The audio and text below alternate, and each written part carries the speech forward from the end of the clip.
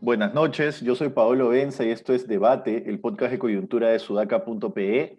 Como todas las noches estoy con David Rivera y Alexandra Ames para comentar las noticias más importantes del día, y la noticia del día de hoy sin dudas es, o se ha llevado a cabo en el Congreso, ¿no? Son varias las noticias, empezando porque el Congreso decidió hacer caso omiso al amparo que le habían concedido a un ciudadano cuyo nombre ahorita se me acaba de ir de la cabeza, pero bueno, que lo que hacía era frenar la elección de magistrados del Tribunal Constitucional, de nuevos magistrados del Tribunal Constitucional, y el Congreso, con las mismas, como si no estuviera pasando nada, dijeron, bueno, eh, vamos a denunciar a la jueza por prevaricato y vamos a seguir adelante porque un juzgado menor del Poder Judicial no puede frenar un acto del Parlamento. Y finalmente decidieron avanzar con la elección de magistrados por las puras, porque no han alcanzado los 87 votos necesarios, como había adelantado ya Dieter Columbius previamente, no han alcanzado los 87 votos necesarios, perdón, para elegir por lo menos a los tres primeros del orden de mérito, ¿no? Entre ellos Carlos Hackanson, ¿no? Y lo que han terminado haciendo al final del día, probablemente ya dándose cuenta de que no iban a alcanzar los 87 votos, porque incluso fueron a la reconsideración y no los alcanzaron tampoco, ha sido suspender la sesión hasta mañana, y probablemente lo que van a hacer es negociar y seguir intentando conseguir los votos para elegir a los magistrados del TC. Ahora, el apuro, a ver, contra un amparo y todo, el apuro que tiene este Congreso para elegir a los magistrados del TC te tiene que decir que hay algo más que solo la voluntad de tener nuevos magistrados en el TC. Porque esos 6 magistrados los que están ahorita tienen el mandato vencido hace muchísimo tiempo. ¿Por qué está tan desesperado este Congreso en elegirlos, yendo en contra incluso de una sentencia del Poder Judicial? Ahí está la gran pregunta, ¿no? O de un amparo conseguido, mejor dicho, por el Poder Judicial. Ahí está la gran pregunta. Tratábamos de elaborar antes de entrar al podcast una teoría, podría ser la teoría de que no quieren ir en contra de un amparo conseguido por el Poder Judicial porque pueden caer en el delito de desobediencia a la autoridad, ¿no?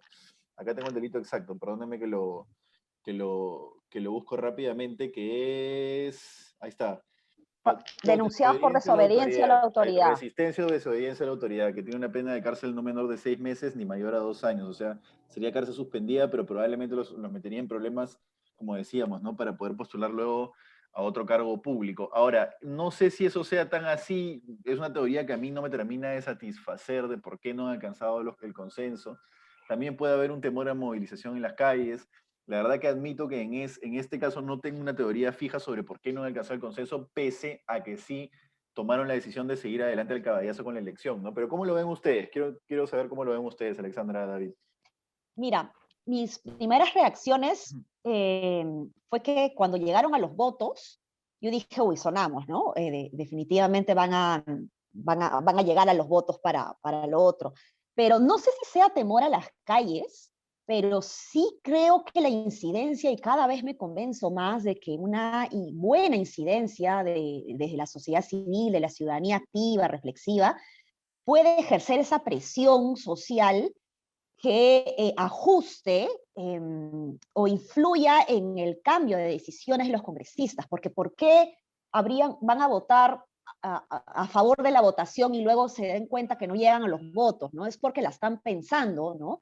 Y yo sí creo que hay implicancias ahí, no necesariamente de cárcel efectiva o temas penales, pero sí por lo menos en temas de la función pública, ¿no? Entonces, porque se trataría de personas que probablemente después, de alguna u otra manera, por más que hayan sido congresistas, intenten tener algún otro cargo en el sector público, entonces ahí estarían inhabilitados. Entonces, sí hay implicancias mucho más rápidas que lo que el propio Poder Judicial puede hacer desde el punto de vista penal, dentro de la administración pública, que sí los podría como que los maneja como controlador, ¿no?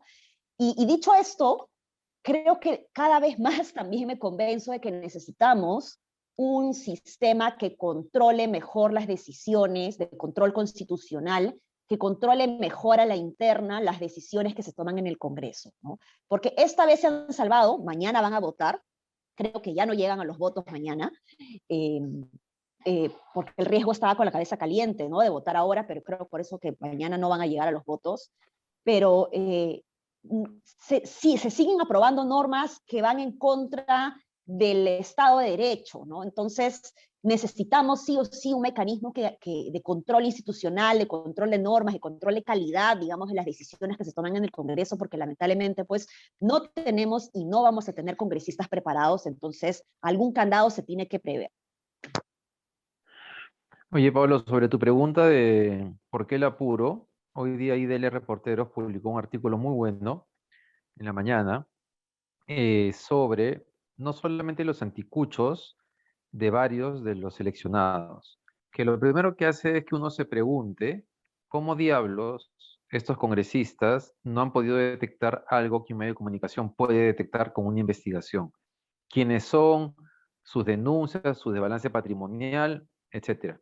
Y lo segundo que muestra el artículo de IDL Reporteros es precisamente sus vínculos partidarios, con el APRA, con el Fujimorismo, con Rafael López Aliaga y con Acción Popular. Entonces, eso es bien importante porque hay una cosa que no hay que perder de vista y que tiene que ver también con lo que discutíamos ayer sobre vacancia, no vacancia. Lo que está en juego en el Perú hace mucho tiempo es la pugna por el control del sistema de justicia, lo cual además revela el nivel de corrupción al cual hemos llegado y cómo se ha institucionalizado la corrupción y cómo los partidos políticos requieren controlar el sistema de justicia para seguir haciendo lo que quieren seguir haciendo. Entonces, lo que está en juego ahorita no es una independencia de poderes, este florazo que se meten los congresistas. Lo que quieren a tener es a su gente en el TC para que si lo necesitan, tener gente dentro que les permita negociar cualquier cosa.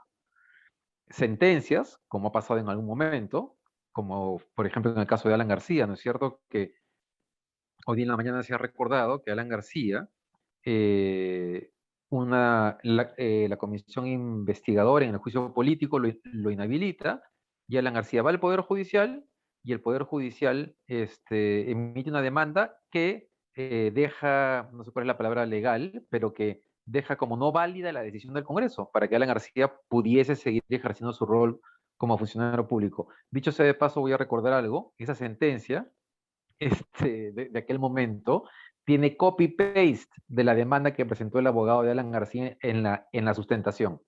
Pero bueno, más allá de eso, ese es el problema que estamos viendo en este momento. Y yo estoy preocupado porque en la mañana vi esta marcha de la resistencia pidiendo que se elijan a los magistrados del TC, y he visto gente en redes compartiendo chats de WhatsApp y de pronto sienten que están en una lucha democrática, eh, no sé, sienten que están en una cruzada y yo ya, claro, claro, es rarísimo porque claro, hay gente que efectivamente busca intereses, ¿no? Que está intentando tener este control justamente para, para seguir haciendo sus cochinadas, pero cada vez veo más gente o población o personas que no es que tengan que ver algo con esas mafias, pero que se han comprado el rollo de Rafael Rey de que estamos en un proceso de global de que el comunismo o los progresistas capturen el poder y que creen que todo tiene que ver con eso. Hay un fantasma, pero increíble. Yo he visto que Sudaca ha publicado las marchas, pero no me ha quedado claro qué tan grandes han sido. Pablo, ¿tú has podido ver eso de ahí? ¿Qué marchas? ¿Qué marcha, David? La marcha es en el Congreso justamente para pedir que se continúe con la elección de los magistrados del TC. La Sí, resistencia salió a marchar hoy día. sí, sí, Eso es sí, sí, increíble. sí, sí, sí, O sí, sea, es increíble que haya gente que está creyendo que lo que está haciendo estos partidos políticos que quieren vulnerar el Estado de Derecho es lo correcto. sí, bueno, pero a Sí. ver, la resistencia está en posiciones que no paran de sorprendernos siempre, ¿no? Como la resistencia Sí, sigue creyendo que hubo un fraude electoral pese a que todavía no se ha presentado ninguna prueba contundente de que lo hubo, ¿no? No han sido tan grandes, no han sido tan grandes, pero son bulliciosas. Y ese es el negocio de la resistencia y grupos afines, combatientes, insurgencias, etcétera. Ser bulliciosos, generar noticia como violentos para poder salir en medios, pese a que no son mayoritarios, ¿no? Es el negocio que han tenido los extremos siempre, en toda la historia política reciente, ¿no? Eso es uno. Otra cosa sobre la elección de magistrados del TC, mi lectura eh, quizás ya un poco más elucubradora, pero digamos una lectura que creo que puede calzar con por qué finalmente se procedió con la elección de magistrados, pero no se alcanzan los votos, es la siguiente, que es, yo siento que cuando el Poder Judicial, y además Elvia Barrios ha salido a defender la decisión de la jueza, que ahorita se me dio el nombre, que acepta el amparo, cuando el Poder Judicial, digamos, ordena al Congreso, Dios, estoy un poco mal en la garganta. Cuando el Poder Judicial ordena al Congreso frenar la elección de magistrados, yo siento que eso genera unidad entre las bancadas, entre comillas, en defensa del fuero parlamentario, ¿no? Que eso es un florazo, como tú dijiste, David, ¿no? Pero yo creo que eso es lo que hizo que finalmente se proceda con la elección, pero ya a la hora de elegir podría estar el factor que hemos comentado previamente, que es el tema de temor a verse inmiscuidos en un delito. Creo que otro factor importante es el rol que ha jugado el FREPAP como, Importante. como partido moralizador, entre comillas, ¿no? Que ese es el discurso con el que llega al Congreso, el partido apegado a la ley, el partido que no rompe la ley. Digamos, el FREPAP anunció rápidamente que no iba a votar por los magistrados y que se iba a abstener por el respeto al mandato judicial. Creo que también eso es importante. Creo que a la hora de los votos, con la actuación del FREPAP y más el peligro de caer en un delito, creo que eso ha hecho que no alcancen los votos. Pero ya en la segunda ronda esta que quiero ver con ustedes es, no sé si los van a alcanzar mañana, ¿no? Yo creería que no. Y creería que no, porque no veo qué condiciones que se han presentado hoy en esta lectura, en este análisis, vayan a cambiar para mañana. Pero bueno, Así es. es algo sobre lo que no tengo tampoco total certeza, ¿no?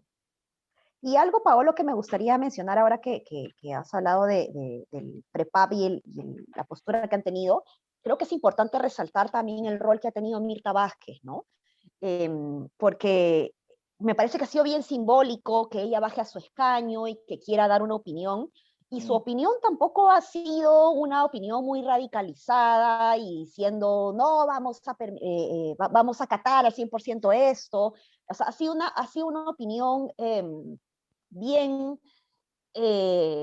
empática, digamos, desde el punto de vista de lo que podría entender el Parlamento y cómo se podría sentir el Parlamento frente a una decisión como esta. Pero ella lo que ha dicho es, o sea, si no estamos de acuerdo con eso, reclamemos por las vías, justamente que el Estado de Derecho promueve, y no hagamos un desacato, pues, ¿no? Entonces, creo que ha sido bien importante el rol que ha tenido ella ahora y que me parece está siendo duramente criticada por abandono de cargo cuando el reglamento del Congreso no se lo impide, ¿no? Sí, es importante lo de Mirta, además su argumento ha sido muy bueno, ¿no? Eso revela que o sea, que los congresistas tienen un apuro, además, y un berrinche, pero además revela un nivel, o sea, un nivel de precariedad de nuestros partidos políticos que hoy día, mientras los escuchaba en la mañana, a estos congresistas que creen que defender la democracia es hablar fuerte, gritar más alto, ¿no? Es como si te encontraras con alguien en la calle, te hace la bronca, entonces la cosa es quién se pone más machito. Y en verdad, yo me quedé un poco preocupado porque me quedé pensando que no hay forma de que arreglemos este país mientras que esa foto de la mañana, esa escena no cambiase, ¿no? Y lamentablemente no veo cómo va a cambiar eso. No veo qué partido político puede comenzar a crecer, a ocupar un mayor espacio del espectro político, consolidarse como un partido reformista que acabe con todo esto de acá. Qué difícil, ¿no? Porque todo lo que está ahí está podrido, o mejor dicho, la mayor parte, ¿no? Hay personas como Mirta Vázquez, que es totalmente rescatable, estaba Sagasti antes que eres presidente, pero realmente son la minoría. Pero ahí también toca un mea culpa, pues, David, ¿no? Porque las fuerzas, entre comillas, progresistas o, entre comillas, decentes, no saben hacer política, ¿no? O sea, o no han demostrado saber obtener resultados en política. O sea, si tú te metes al ruedo político, en este ruedo político, tienes que estar consciente de a qué te enfrentas, con quiénes te enfrentas y cómo sacar, o cómo mantener tu posición, digamos, entre comillas, ética, sin, digamos, o obteniendo resultados, no sin, sino obteniendo resultados, ¿no? Yo no sé si es que Yo eso no lo han creo que sea evaluado, ¿no? responsabilidad solo de los políticos, Pablo. Creo que más bien hay una responsabilidad también de la sociedad civil, de los medios de comunicación, de los líderes de opinión, que muchas veces se han prestado a las jugarretas, que en su momento no han querido denunciar las cosas que correspondía denunciar, que cuando comenzaron los enfrentamientos en la Fiscalía de la Nación no supieron decir lo que estaba pasando porque estaba Alan García ahí. las responsabilidades son bien extendidas, ¿ah? Esto sí se ha ido pudriendo, yo diría no por responsabilidad solamente de los políticos, sino porque la élite, cuando vino Moisés Naim al CADE y les dijo hace 10 años, dejen de pensar en la reforma laboral, la principal reforma que requiere el Perú en este momento es la de la justicia, si no, no van a poder cambiar nada. Se los dijo en el CADE, media vuelta, bajemos los costos laborales. Eso era todo. Y creo que el problema es más grande y también es de la sociedad civil en general. Sí, bueno, Dale, dale. grandes cosas se han dicho en el CADE, que ya estamos bien advertidos de lo que nos ha Que no pasado han también servido para nada. sí, sí, de los efectos de la pandemia y nada, y pareciera que no aprendemos, ¿no? Es bien duro eso. Pero Es bien bueno, duro. Sí. ahí está, pues, ¿no? Yo insisto, quiero ver el vaso medio lleno de todo esto e insisto en que si bien creo que todos los actores peruanos involucrados de alguna u otra manera en el desarrollo en el país, desde los roles en los que estamos, tenemos que hacer una mea culpa efectivamente, pero también creo cada vez más de que la ciudadanía activa puede hacer la debida incidencia, ¿no? Como creo que lo estamos haciendo. En algunas cosas lo hemos logrado más rápido, en otras Sí, es verdad. menos, y en otras tenemos que seguir insistiendo, ¿no? Entonces, yo no me quedaría callada, Yo, digamos, respecto a estos logros que hemos venido conquistando y creo que cada vez más se hace necesaria la presencia de la ciudadanía para fortalecer el Estado, ¿no? La solución, me parece, está por adentro, bien adentro, pero también desde una presión desde afuera que lo promueva, ¿no? Alexandra, pero ese es un punto importantísimo que estás planteando porque mira cómo ha pasado esto, ¿no? Está la demanda que Luciano López con un grupo de profesores de la PUC ha presentado y sobre la cual todavía no hay un pronunciamiento. Esta demanda que ha logrado claro, esa demanda no iba a frenar el proceso, ¿no? Pero este amparo que presenta este abogado, creo que Ayala, es una iniciativa, digamos, la puso él, ¿no? Es una persona que de pronto se pone las pilas, no sé si atrás habrá alguien, pero me parecería raro que no aparezca, si fuese alguien decente, digamos, y logra frenar esto de acá, ¿no? Pero el Congreso iba encaminado a hacerlo, ¿no? Probablemente, seguramente, las demandas de los abogados de la PUC iban a lograr luego desconocer, o que se revierta eso en el próximo Congreso, pero esa demanda de esta persona que fue presidente del Comité de Ética del Colegio de Abogados de Lima, lo entrevistaron hoy en RPP, es casi una iniciativa de un ciudadano, ¿no? Entonces ahí Sí. sí creo que es verdad lo que Exacto, sí. dices, es verdad lo que dices, pero igual, no sé, por ratos, siento que estas fuerzas logran ciertas cosas, ¿no? Como cuando lograron colocar a Merino, y cuando salimos a las calles logramos revertirlo, pero pucha, en la medida que no van a parar, es bien importante que la sociedad civil tampoco sepa que no hay forma de parar, ¿no? Como que hay que Claro. seguir en esa Ujú, pelea. Bueno, ahora que claro. han hablado de fiscalía, han mencionado la fiscalía, lo siguiente a comentar rápidamente, porque estamos por volar en tiempo, es la destitución de Luis Arce Córdoba de su puesto como fiscal supremo y tampoco va a poder volver a su puesto como miembro del Pleno del JNE, ¿no? Que ahora ocupa Rodríguez Montesa y Otro. que es una persona, claro, es una persona que, Luis Arce, ¿no? Es una persona que hace unos días nomás boicoteó el proceso electoral sin ningún empacho, ¿no? Que dijo, bueno, yo, como dijo, me voy a abstener, y no me acuerdo ni siquiera cuál fue el término exacto que usó porque no podía renunciar a su cargo, ¿no? Pero que lo que hizo básicamente fue boicotear el proceso. Y bueno, la JNJ lo ha suspendido por audios que tiene con César Inostroza, con el inefable César Inostroza, y, por ejemplo, se le señaló responsable a Arce de haber aceptado las recomendaciones de Inostroza a fin de favorecer o interceder irregularmente a favor del Partido Unión por el Perú en la resolución de expedientes sobre justicia electoral, ¿no? Y también para que ayude, se le señaló responsable de haber intercedido, mejor dicho, de que César Inostroza intercedió ante Arce para que ayude al exalcalde de Carmen de la Legua, Raúl Odar Cabrejos, en un proceso de vacancia. Es bien jodido que nuestra democracia, que nuestros próximos 5 años, el gobierno de nuestros próximos 5 años, que yo creo que deben ser 2, pero bueno, ya no voy a insistir más en ese tema, haya dependido de un tipo como Luis Arce, ¿no? O sea, que haya estado pendiendo de un hilo gracias a un tipo como Luis Arce, que ha sido suspendido por la JNJ con indicios más que razonables de haber obrado mal en su puesto, ¿no? es ¿cómo decirlo? Es como poner el mundo en una latita de Coca-Cola, una cosa así, o sea, es demasiado precario como para creérselo, no sé cómo lo ven ustedes. Sí, a ver, yo no sé por qué seguimos teniendo funcionarios así. Realmente eso es lo que más me molesta, ¿no? Creo que evidentemente la destitución de Arce es algo muy importante, pero pucha, es sacar una gotita de Sí, petróleo de todo un mar contaminado, ¿no? sí, sí. Sí, claro, creo que ese es un buen ejemplo de lo que conversábamos hace un rato, ¿no? El sistema de justicia sigue infectado, penetrado por gente corrupta y gente corrupta que está vinculada a los partidos políticos.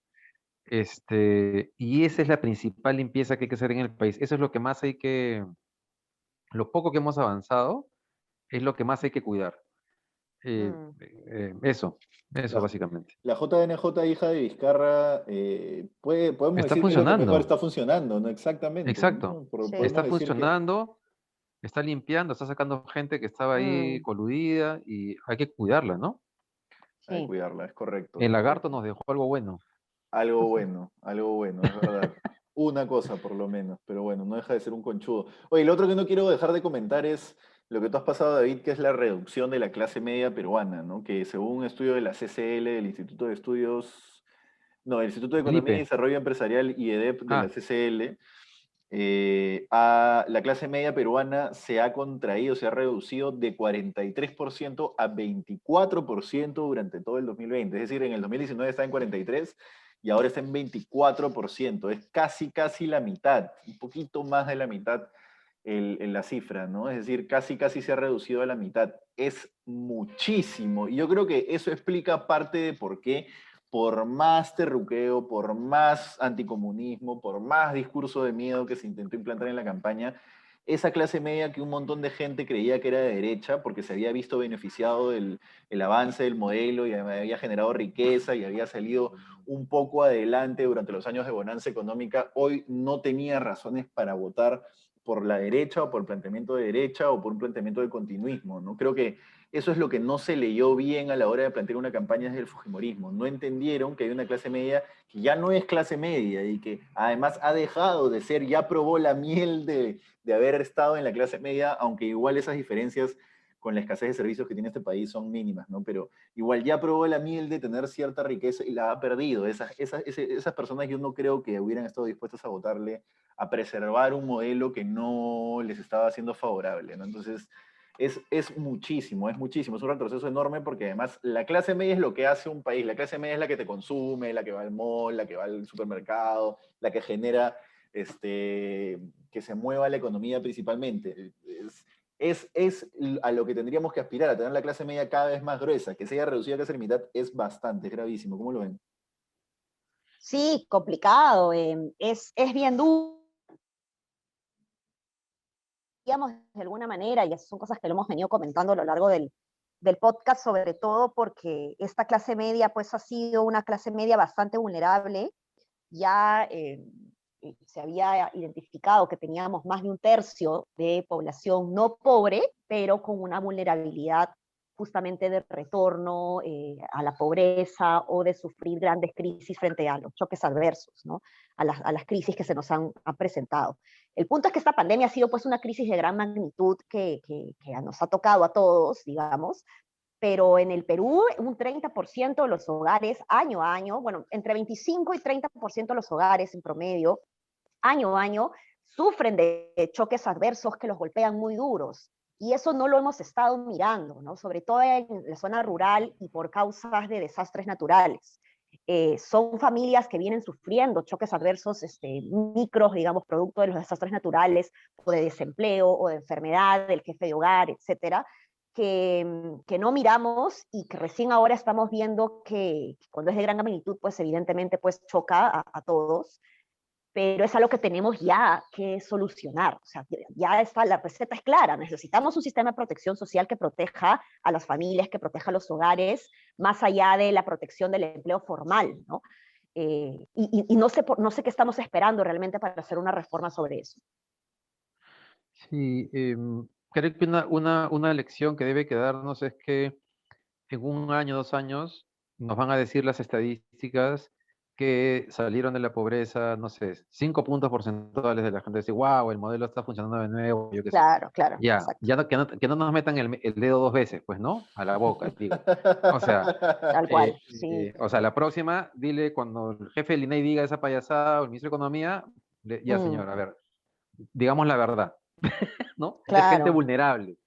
Y Mm, no solo por ingresos, sino como dice Ale, porque no hay un sistema de protección social en general más allá del ingreso que puedas ganar en el día a día. Y mientras no construyamos eso, en realidad todo será precario, ¿no? Y siempre estaremos en esa situación de creer que estamos avanzando y que de pronto un hecho inesperado, como un terremoto en Lima, que es probable además, acabe con todo eso, Pero, de manera dramática. Y nada, ahí sí estoy de acuerdo con Allen que esas son cosas que deberían estar pensándose y que además toda esta confrontación política, ¿no? Entre poderes del Estado son factores que terminan haciendo que no podamos concentrarnos en las cosas importantes. Entonces, seguimos hablando de estos señores vinculados con mafias que quieren más poder, eh, estamos con el foco perdido, ¿no? Además del problema que genera esto, conlleva a que no se discutan las cosas que tienen que discutirse. pero ahí el tema es un poco más complejo, creo, porque tú necesitas crear una clase media, por más que sea precaria, que consuma, que haga girar la economía para que las empresas grandes tengan más dinero, tributen más, con esos tributos el Estado pueda generar las reformas que tiene que generar y proveer los servicios que tiene que proveer. O sea, sí, no sé qué tanto deba cuestionarse el hecho de que haya una clase media creciendo, que haya una reducción de la pobreza. Quizás lo que deba cuestionarse es, tú me estás diciendo que están reduciendo la pobreza en base solamente a una cifra, no me estás mostrando nada más. Bueno, creo que es un poco por donde ibas, tienes razón, ¿no? Olvídate de este apunte que quizás ha sido Claro, innecesario. claro. No, claro, claro. Claro, el tema es convertirlos en clase media de verdad Claro, y que entendamos que eso es bueno para todos. Y hay que hacer lo que tengamos que hacer para que, o sea, eso le da estabilidad finalmente a los países, ¿no? A las economías. así es. Nada, hemos volado en tiempo, les agradezco como siempre por haber estado con nosotros, a todos los que nos escuchan, cada vez más nos llegan comentarios interesantes, además, es bueno sumar al debate sobre un montón de cosas y mientras las ideas se debatan como argumentos, tienen que debatirse. Nada, nos vemos mañana y comenten, compartan y ubíquenos en sudaca.pe. Ya nos vemos, chau, chau. chao, chao. Hasta mañana, chao, chao, adiós.